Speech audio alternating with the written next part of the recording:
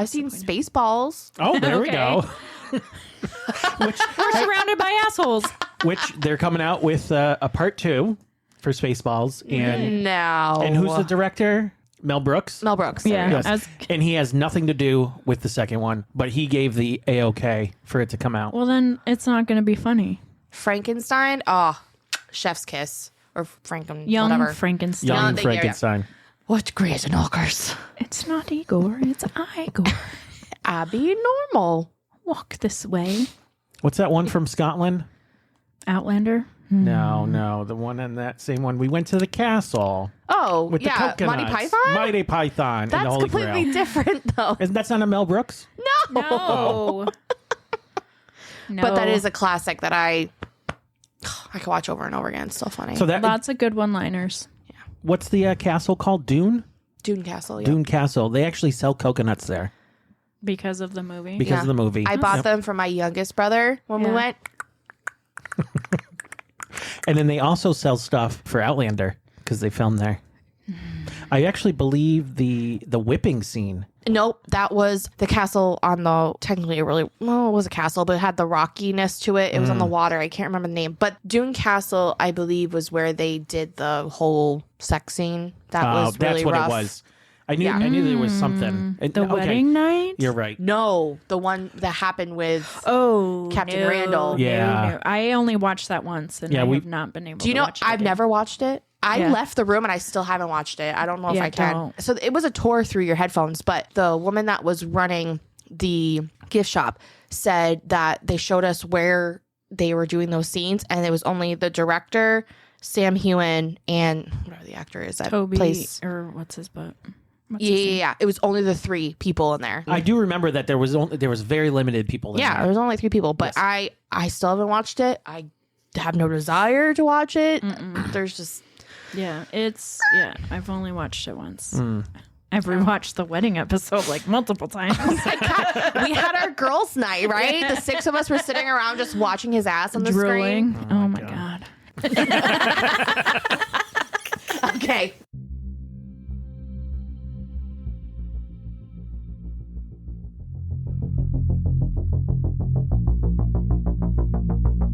Hi, I'm Jess. And I'm Hannah.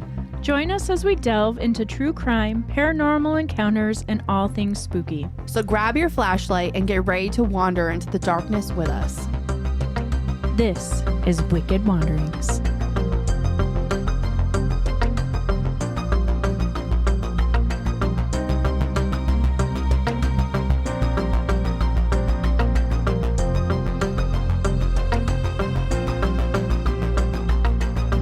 Hello, Hannah. Hello, Jessica. How's it going? It's going.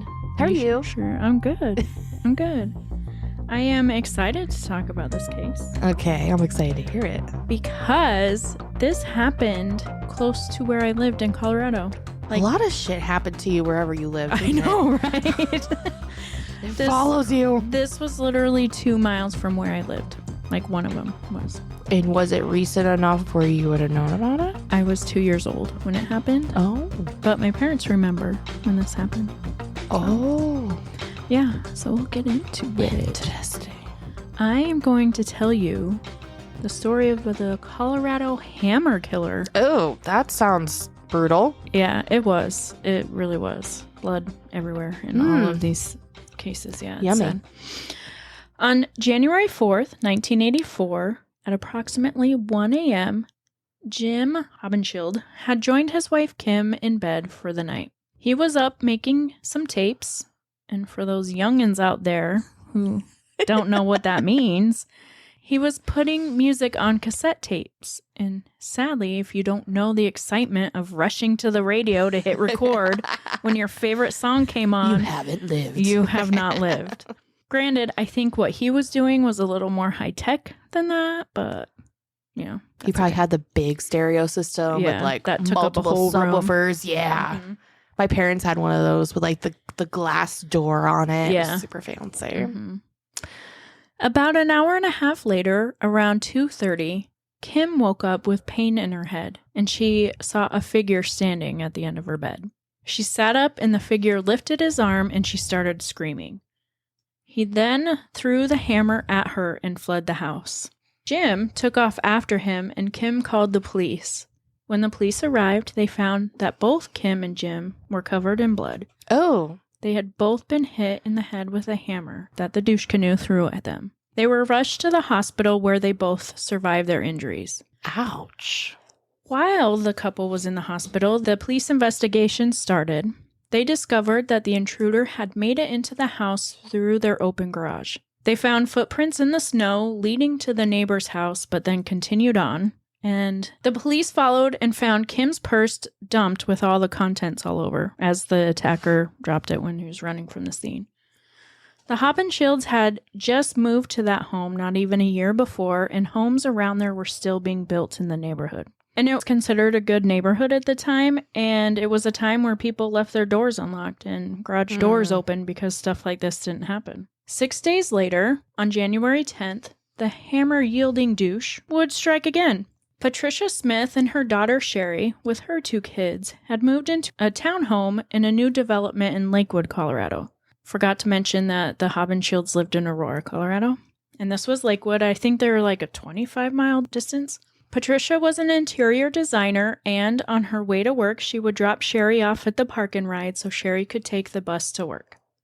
At the end of the workday, Sherry arrived back at the park and ride, and her mom was nowhere to be found. She waited around for a while. Maybe her mom was running late, but she ended up calling her cousin to come pick her up because she had to pick up her kids at the daycare. They eventually arrived home at 6 p.m., and Sherry walked in with the kids where they saw Patricia lying within 6 feet of the door, laying in a pool of blood. Oh. And what's sad about this is that one of the kids' Winnie the Pooh blankets was over her face. Oh. Sherry grabbed the kids and ran to the neighbor's house to call 911. When police arrived, they discovered Patricia laying on her back with the blanket covering her face. She was partially clothed, and there was a bloody hammer right next to her head. There was blood by the front door, and it seemed like the assailant had attacked her right as she walked in. There was no sign of forced entry, and Sherry did notice that the garage was open when she arrived at home. Patricia received 17 wounds to the head, and there was evidence of sexual assault. Patricia's cause of death was blunt force trauma. On the same day, January 10th, 25 miles back to Aurora, a Frontier Airlines flight attendant, Donna Holm, was getting home from work when she pulled into her garage. She opened her door and she was hit in the temple. She was pulled out of the car and attacked in the garage, and she spent hours bleeding on the garage floor. Shit. There was blood in her car and all over the floor, and there was a blood trail from the garage through the front door up to the stairs to Donna and her boyfriend at the time, who they ended up getting married, so she survives. So there's a little good news in all this. And to her bedroom where Donna was found 24 hours later by her boyfriend, Rob, when he got home from work. She was a flight attendant, and I think he was a pilot for Frontier. Oh. Yeah. Donna was still alive somehow, in bed, covered in blood and incoherent. She was rushed to the hospital and put in ICU, and like I said, she would survive her injuries. She experienced traumatic damage to her head and experienced short-term memory loss, and she still doesn't remember the full attack. As of the People Investigates episode on this case, which is the main source that I used for this episode. Do we think that has to do with the physical brain trauma, or do you think it's the brain protecting? I think it's the physical brain trauma. Because I think she had to have surgery. I can't remember, but in the episode it shows her a picture of her after, and her whole head was covered in bandages and everything. My God. Yeah. And this is going back a little bit, but forensic wise, I'm always curious how they know how many times somebody was stabbed or hit with something like 17 times. Like, how do you determine that? Yeah. I mean, do you know? I don't know. I'm assuming it's the wounds in the skull. Yeah. Because I'd imagine an impact wound would be different than like a shattering or It's true. Because I guess if you hit this person the same time in the same spot 3 times, obviously it looks different 3 times. But I'm curious. My sister-in-law has a friend who's a forensic pathologist. Maybe Wow. we can have her on the show. Right? Hello. Come visit us here at Wicked Wanderings. Yes, With our please. weird questions. The police found a ball-peen hammer in the driver's side of Donna's car, and there was also evidence of sexual assault. Oh, again? Mm-hmm. Once again, 6 days later, on January 16th, 1984, the worst was about to come. And this one was the one that was within 2 miles of my house that I grew up in. Bruce and Deborah Bennett had failed to show up to work at the family's business. Bruce's mom goes over to their house and she finds the garage door open with both cars inside. Deborah's purse is dumped outside the garage door, contents laying nearby. She walks into the house from the door in the garage and finds Bruce lying nearby, not moving, in a pile of blood. The attacker first attacked Bruce at the top of the stairs and they fought. I can imagine Bruce fighting for his life, trying to protect his family. You see, it wasn't just Bruce and Deborah in the house. They had 2 daughters as well, 8-year-old Melissa and 3-year-old Vanessa. Bruce fought like hell, and there was blood everywhere. They had fallen down the stairs where Bruce eventually found his end. Not only was he hit with a hammer, but his throat was also slit. Oh. Is he changing his MO? I think it was because Bruce fought him so much. Because all the other ones, he was able to incapacitate him, like, right away, and Bruce put up a fight. And so, like, the original case that you talked about where he just threw the hammer and fled, it was because they woke up? Yeah, they were in bed when he attacked. Gotcha. They were asleep. So, obviously, the police were contacted, and they arrived to begin their investigation. They look further into the house, and in the master bedroom, they find Deborah Bennett lying next to the bed with massive trauma to her head. Half of the bed, as well as the floor, obviously covered in blood. Deborah is tangled up in bedding and is partially clothed. There is an outline of a bloody hammer on the floor, and the police think that she was pulled to the end of the bed, where she was struck in the head multiple times.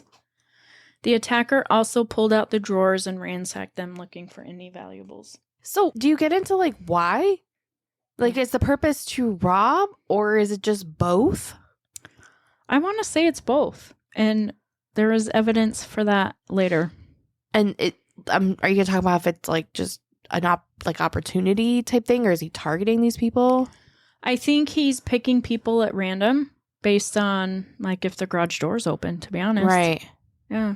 Next, the investigators went into the girls' room, which seems to be the worst part of the crime. Oh, fuck me. Mm-hmm.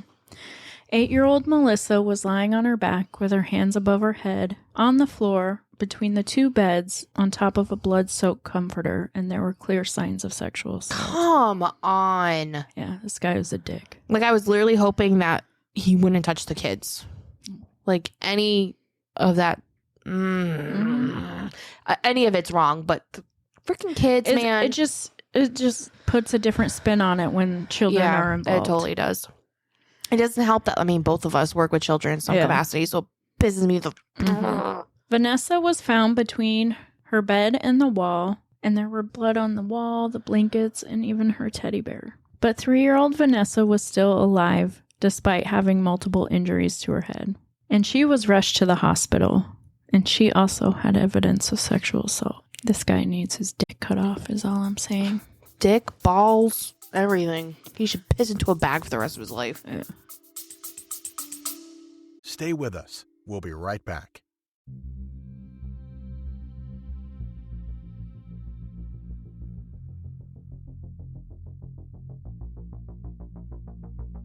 A sincere expression of gratitude to our esteemed patrons, Ashley and Karen, Kate and Stephanie, Amber and Courtney, Chelsea and Heather, Lynn and Margie, for their generous monthly contributions. Their support fuels the engine of our investigative endeavors here at Wicked Wanderings.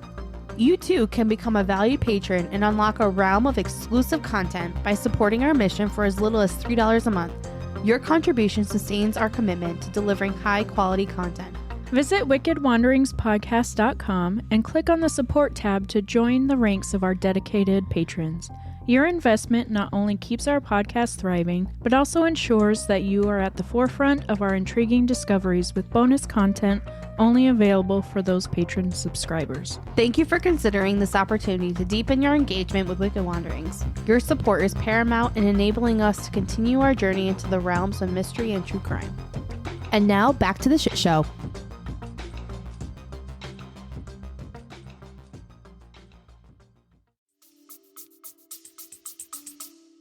Or just not even a bag. He's forced to let it drip down his leg for the rest of his life. Yeah, seriously. What is sad about this story, I mean, the entire thing is sad, but the night before they had celebrated Melissa's birthday at a house.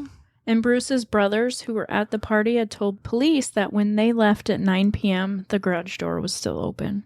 After searching the crime scene, the police found a box cutter in the house that I think was used in an attempt to incapacitate Bruce. But they also found a butcher knife dropped in the snow in the front yard with Bruce's blood on it.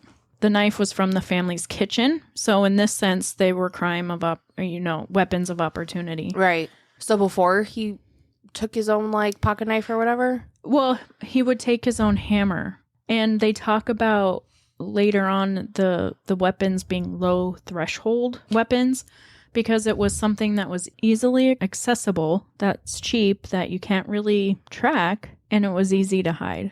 Right, but there was another one where their throats were slit. So Yeah. was that? It was just Bruce's. Oh. The other I ones. thought there was kids that had their No. throats cut. Okay. No, All right. just Never Bruce. mind. My The bad. kids were hit in the head Okay. with the hammer. When the news spread that Vanessa had survived the attack, the community rallied together to pay for her medical bills, which is awesome. She was raised by her grandparents, and she had to learn how to walk and talk and do everything all over again. What is really sad, but honestly kind of understandable, is that Vanessa would go on to struggle for the rest of her life. She eventually got into drugs and lived on the street for a time. And she was actually interviewed on the People Investigates episode of this case, so it's kind of interesting to watch, and it kind of gives more of her story and how she dealt with her entire family being killed. Do you recommend Yeah, the episode? it's really interesting, yeah, for sure. And I like that it interviews the people that were Yeah. there, and they do interview the police, the detectives that worked the case, and they just talked about how hard it was, especially the Bennett family, to investigate that crime scene. In all of these cases, so we got Patricia, who passed away, the Haubenschiilds that survived, Donna, who survived, and then the Bennetts. There were hardly any leads, and the police had no suspects and no answers.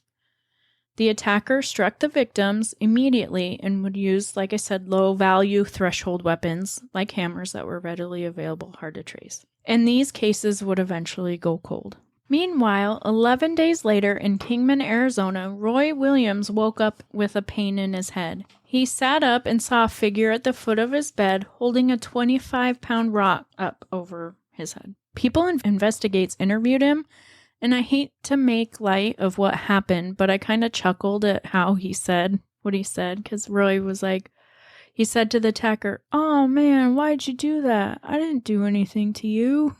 I mean, I think how he said it was just so calm. If it were me, I'd be pissing my pants and screaming my head off. But no, "Oh man, why'd you do that? I didn't do anything to you." However, this did prompt the attacker to run from the house. Roy called 911 and was taken to the hospital, where the gash in his head received 85 stitches. Ouch. Police started investigating, and they found shoe prints in the dirt, and they tried to follow him, but they lost the trail. But the following morning, an officer spotted a drifter looking for a ride, and the officer stops and talks to the man. And he asks to see his shoes and notices that they look just like the ones at the crime scene. The officer asks the man for his license, and the man takes off. The drifter is eventually arrested for the attack on Roy, and the man's name is Alex Ewing. Ewing. How do Ewing. you spell that? Ewing. Oh, Ewing. okay. Like Ewing. I mean, he is a big Ew. Yeah, he is a big Ew. On February 2nd, 1984, he was indicted on one account of attempted first-degree murder and first-degree burglary for the attack of Roy Williams. He is eventually housed in a jail in St. George, Utah, as the Mojave County Jail in Arizona was overcrowded. However, after 6 months of being in jail, on August 9th, 1984, Ewing, along with several inmates, are being transferred to Kingman, Arizona for a court hearing. The 2 sheriff deputies in charge of the transport stopped at a gas station to let the prisoners use the restroom. Ewing is standing in line waiting to use the bathroom. He's not cuffed or restrained, and he bolts. Get the fuck out. Nope. I mean, it's shocking to me that a man who has been charged with attempted first-degree murder Yeah, there's nothing keeping him there. and Literally. ran from the police was not handcuffed or restrained. That's Utah for you. It's fine. You can talk shit on Utah. It's fine. You're just gonna die for it. They'll pray for my soul with the baptismal font, I'm sure. Repent and thou shalt be saved. Anyway, Ewing evades capture, and this asshole can't even go 24 hours without doing something else. I mean, at least Ted Bundy, when he escaped, I don't think he committed any crimes. He just hid in the woods. Mm-hmm. So, Yeah. But this he's douche... pretty bold. Yeah. So this douche obviously didn't wait that long. At 10 p.m. that night, 2 separate people call the police to report a strange man in their neighborhood, knocking on the door, trying to get access to their house. Just after 11 p.m., a 24-year-old woman calls 911 to report that she and her husband had been attacked by a man who surprised them in their home after they've gone to bed. Sounds familiar. The intruder, who, big surprise, was Alex Ewing, beat them with an axe handle, leaving the couple with critical injuries before fleeing the house. So he changed his weapon of choice Yeah. based off of the house, probably? Yeah, and because he had been in prison. So he didn't have Right. anything on him. Right. Yeah. True. Yeah. 2 days later, this is like one of the coolest stories, I think, in my opinion. 2 days later, on August 11th, an operator received a request for a collect call. For those youngins. Just kidding. The operator had stayed on the line a little longer than normal, apparently, because he overheard a conversation between a man and his brother. Knowing that there was a manhunt that was going on in the area, and based on what he had overheard, he had contacted police to let them know which payphone that the caller was at, and was thinking it was the person they were looking for. Someone's using their noggin. Right? It was Alex Ewing calling his brother for help. He had been running through the Nevada desert for 2 days in nothing but shorts and sneakers, and was out of options and needed help. He was arrested and charged with 2 more charges of attempted first-degree murder, 2 counts of battery with a weapon, and 2 counts of burglary and escape. So it seems like most of these he was trying to steal stuff and incapacitate or murder. Ewing was found guilty on those charges on April 19, 1985, and is sentenced to 110 years for the attack of the Henderson, Nevada couple. So, we are in 1985. Ewing is in prison for the rest of his life. And at this time, the Colorado murders are still unsolved, and police have no freaking clue who did it. All the while, unbeknownst to them, that dick is rotting in a Nevada prison. So did they not know, or they didn't have evidence? They didn't know. They had no idea. And I remember... They didn't know they were connected? No. And I'll get to that part. And I talked to my mom about this. I mean, because this was the 80s. I don't think police stations talked, there was that much connectivity. And I talked to my mom about this morning, and she remembers that after this happened, everyone just being scared. I should have had mom call in. I know. She would have loved it. I mean, she can call in right now. It's fine. Are you sure? Yeah. Okay. But she said that everyone was just scared because they didn't know who it was for a very long time. And I guess gun sales went up at that time, understandably so, and people would wear helmets to bed because they were worried. But but it also kind of makes sense to me because my dad was always like, did you lock the doors? Yeah. Especially the one from the garage into the house. And I'm wondering if this had a little something to do with that. So as time goes on, every couple of years, there's some movement in the case. In 1989, police reviewed evidence in the Bennett case, and they discovered that the comforter that was under Melissa, as well as the carpet, had never been sent to be tested. So it was sent to the Colorado Bureau of Investigation for examination, and the CBI recommended it for DNA testing. And they finally sent it to a forensic examiner in Richmond, California in 1990. April of that year, a partial DNA profile is found, but DNA testing is still in its infancy, so they had to wait for technology to catch up. 9 years later, in 1999, CBI investigators find additional DNA on the comforter and carpeting, and that was used with the new technology. But it's still slow. But they finally extract a full DNA profile in March of 2001. Holy shit. Yeah. So yay! Case solved, right? Probably not. Nope. It wasn't until May 17th, 2010, that they were able to link DNA from the Bennett family to the Patricia Smith crime scene. Wow.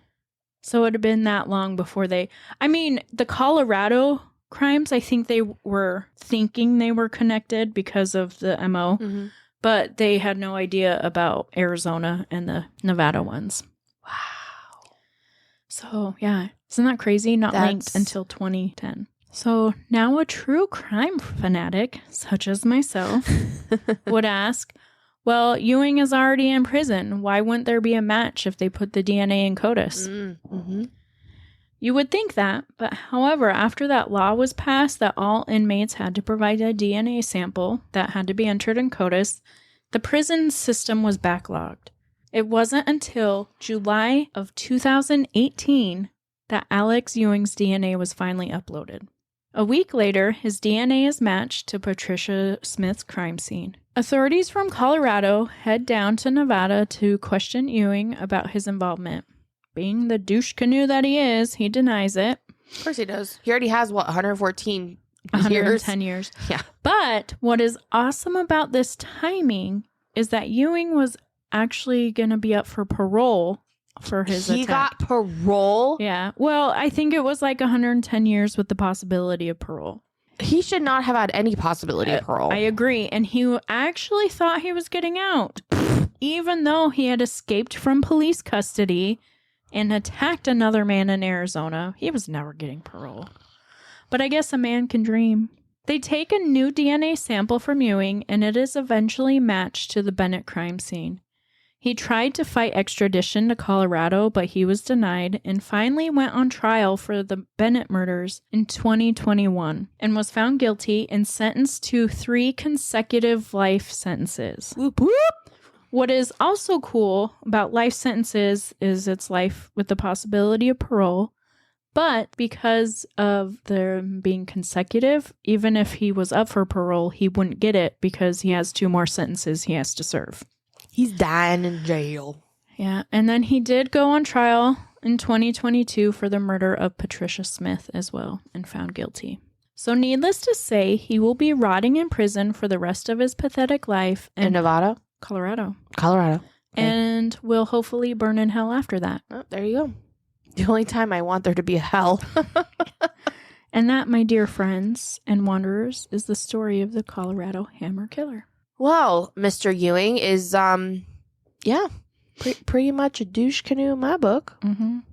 Yeah. So there's been recent news as recent as 2022. Wow. Isn't that crazy? That is nuts. Yeah. For crimes that were committed in the 80s. It is crazy. I have another case that I think I'm going to do next about an even colder case that was recently solved as of yesterday. Yeah. And my dad went to high school with the person. I swear, there's a lot of stuff around me. Yeah.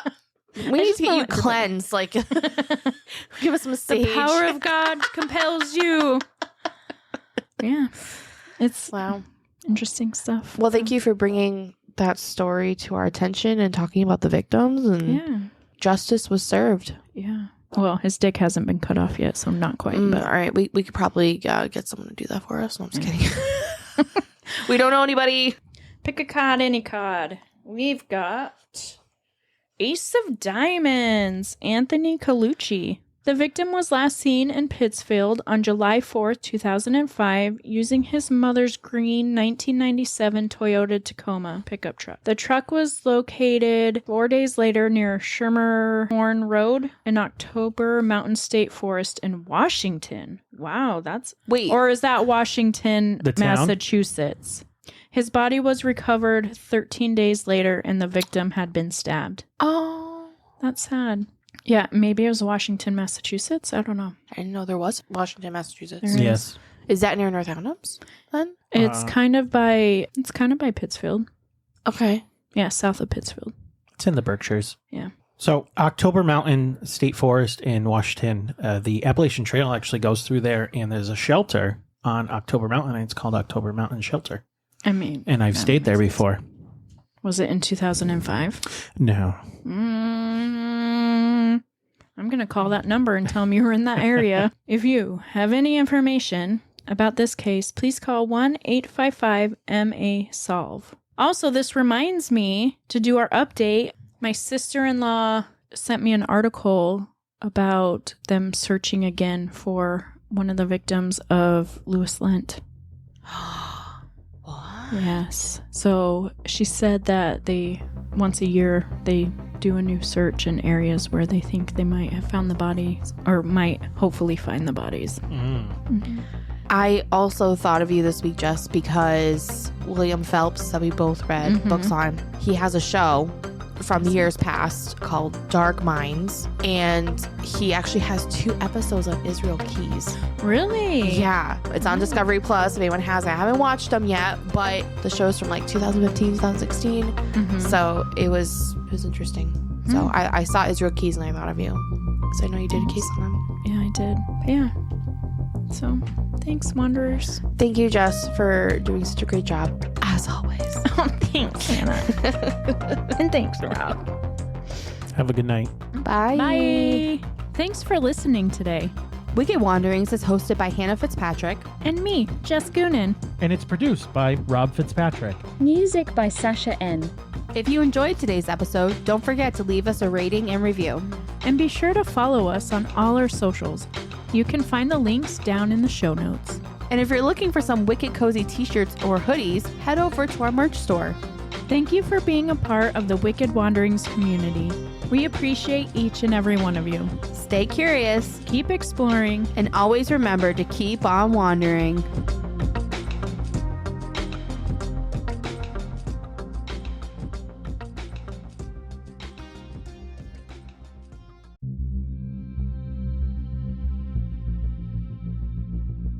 Get ready to rock your style with Wicked Wanderings. Introducing our brand new merch, Cozy up in our Wicked hoodies. or flaunt your vibe in our sweet-ass t-shirt. Join the Wicked Wanderings crew, explore the mysterious, And head to our merch store now. The link is in the show notes below.